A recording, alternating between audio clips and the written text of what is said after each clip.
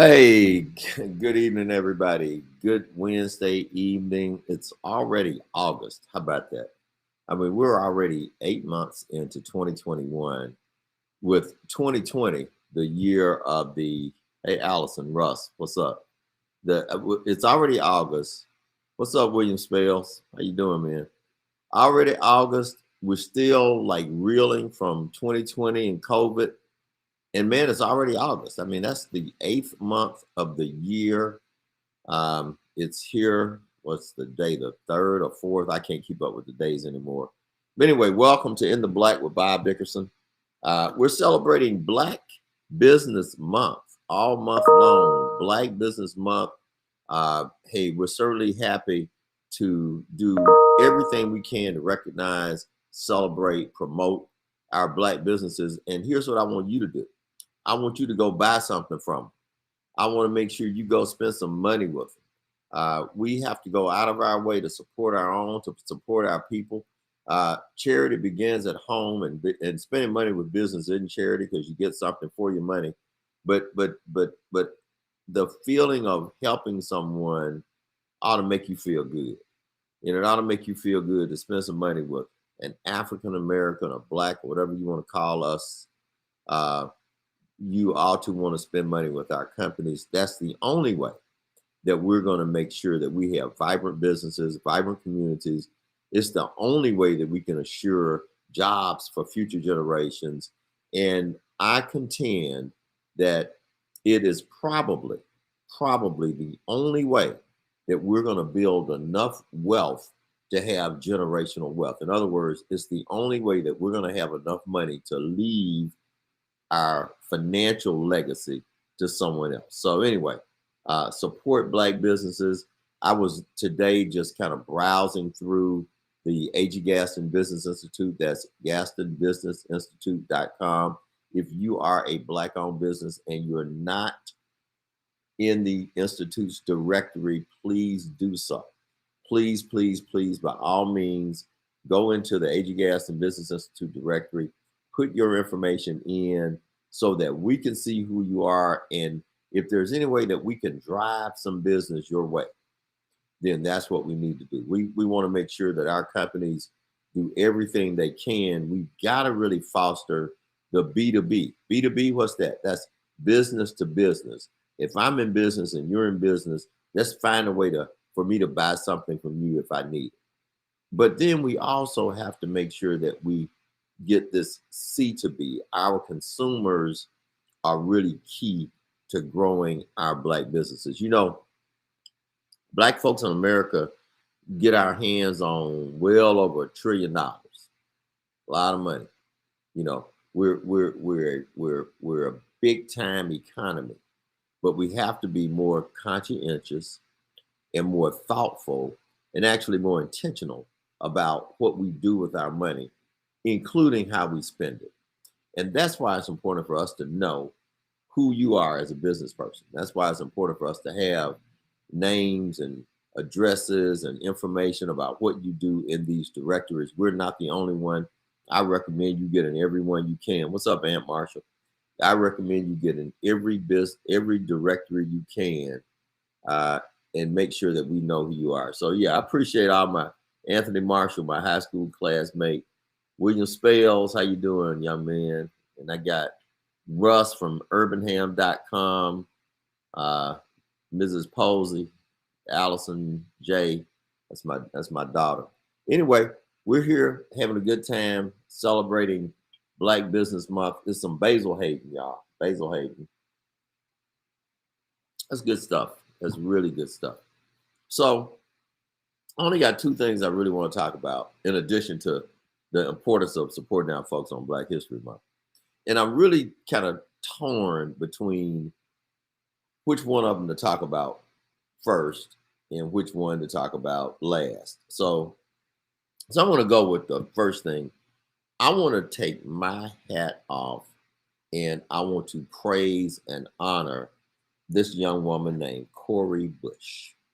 Cori Bush is a member of the U.S. House of Representatives. She represents St. Louis.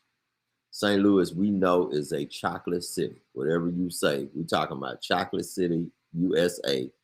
St. Louis is a city that, in the chocolate areas of St. Louis, like many of our chocolate cities, is rough going sometimes. Uh, Cori Bush is a woman who has experienced life like it comes at you in a St. Louis or a Birmingham or in a Memphis.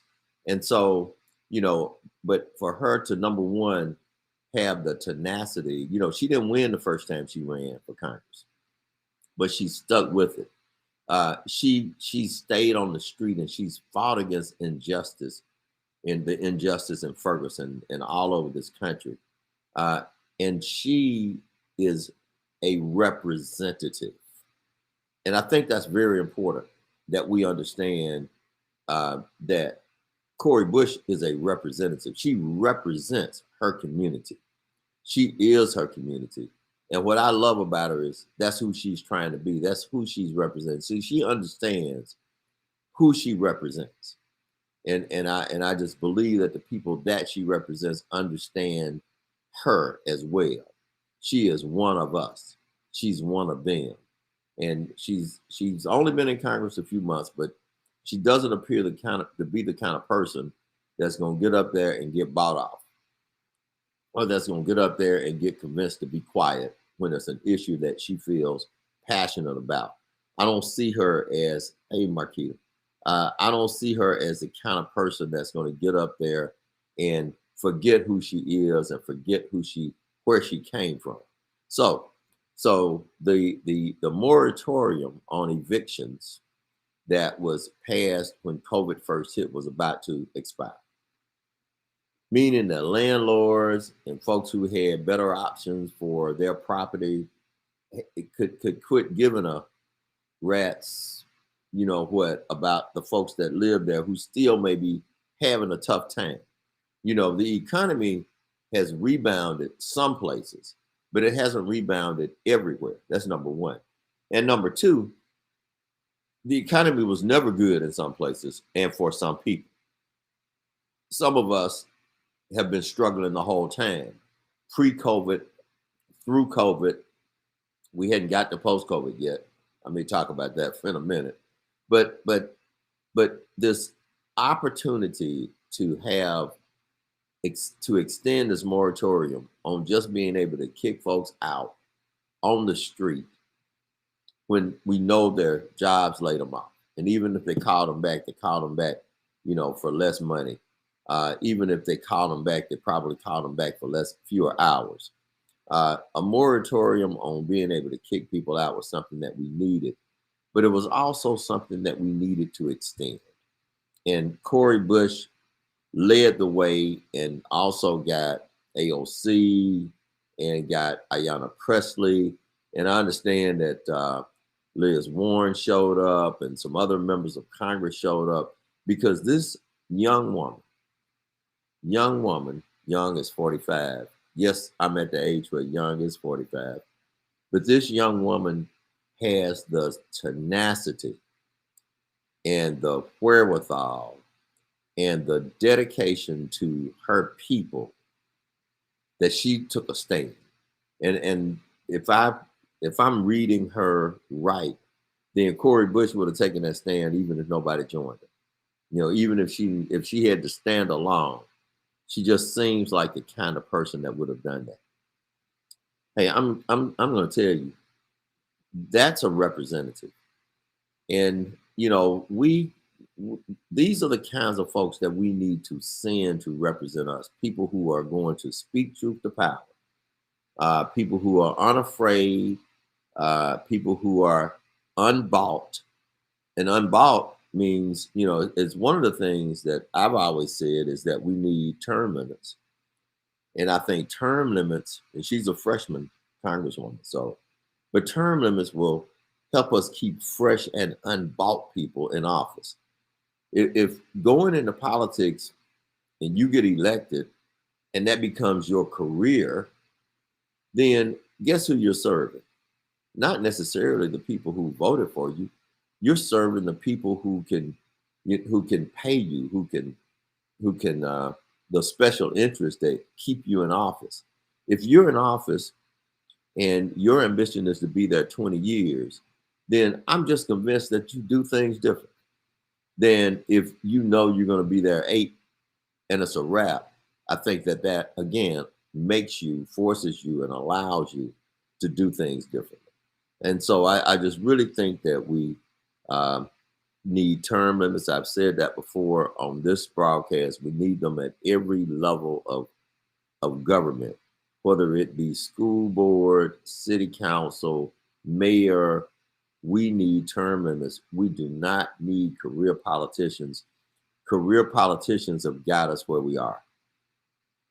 One of the biggest problems we have in our country is we have career politicians whose main objective is to get reelected. And guess what? The people that want them there, the special interests, the folks that are making money because they're there, and I'm not accusing any politician of doing anything, so let's make sure you get that straight. But there are other people who want them there. And so their main objective is getting reelected. So if your main objective is getting reelected, then where do I stand? Where does serving the community stand? Is that priority number 2, 3, or 5? Where's upgrading and uplifting and making sure that people in your constituents benefit from you being there? Is that number 2, number 3, or is that number 5? You see, we got to get folks that are in office whose main objective is to serve. To serve. In the Bible in Matthew, it says, "He who will be great among you, let him be your servant." And we really got to get our elected officials in that mindset that they are there to serve. So Corey Bush, hey, hats off to you because you serve. And I just pray that you will continue to serve, continue to be strong, continue to galvanize support. You made a difference. You made a change. Had you not taken the stand, the Senate wouldn't have acted. And people right now would be getting put out of their places. And because you served, you stopped something. And it just shows you that one person with commitment can get a lot done. I want to give a shout out to Simone Biles, who fought off the twisties, I think is what they called them, and she wasn't able to find herself in the air. I never could have found myself in the air, all that twisting and turning and all that stuff. And so, these athletes are really, really great. So to have her come out of, this issue and to be able to come and win a bronze medal, that's really good. So cheers, Simone. So the last thing I want to talk about before I'm out of here, I will let everybody know. So I'm a Bama fan. I grew up a Dodger fan because my dad was a Dodger fan because of Jackie Robinson. And so I guess I'm still a Dodger fan. I probably don't pull for them, even though they won the World Series last year. But I'm a Laker fan. Any Laker fans out there? I'm a Laker fan. Just a quick story. When I was a kid, I was a Sixers fan because Wilt Chamberlain played for the Sixers. So now on this call, and you might be the only person on here that I know that remembers that. You and I are classmates. So Wilt played for the Sixers. The Sixers traded him to the Lakers, and I guess they traded me too. So I've been a Laker fan ever since Wilt Chamberlain joined Gail Goodrich and Jerry West and Elgin Baylor with the Lakers. So I've been a Laker fan ever since through Kareem and Magic and Kobe and now, LeBron. But anyway, the Lakers just did some stuff, y'all. So most teams are getting younger and they're getting cats almost out of high school. They're getting the one and dones.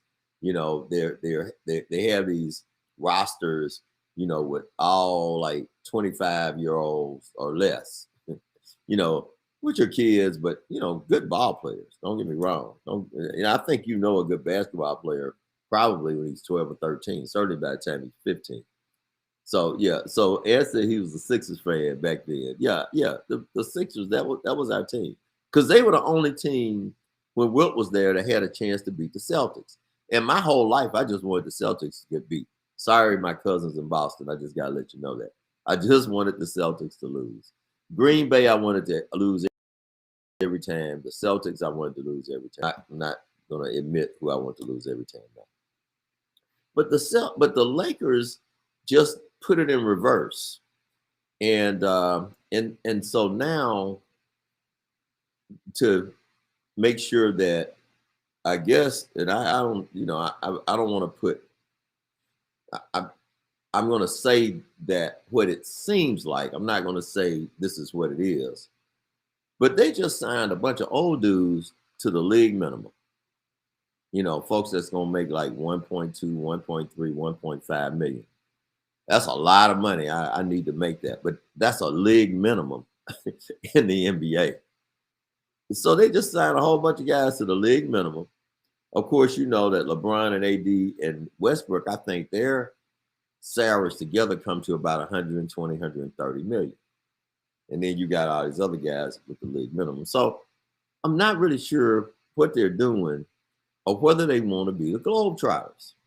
Because now you go out and you get Dwight Howard and you get Carmelo Anthony, and then you get Ariza, and I can't remember who else.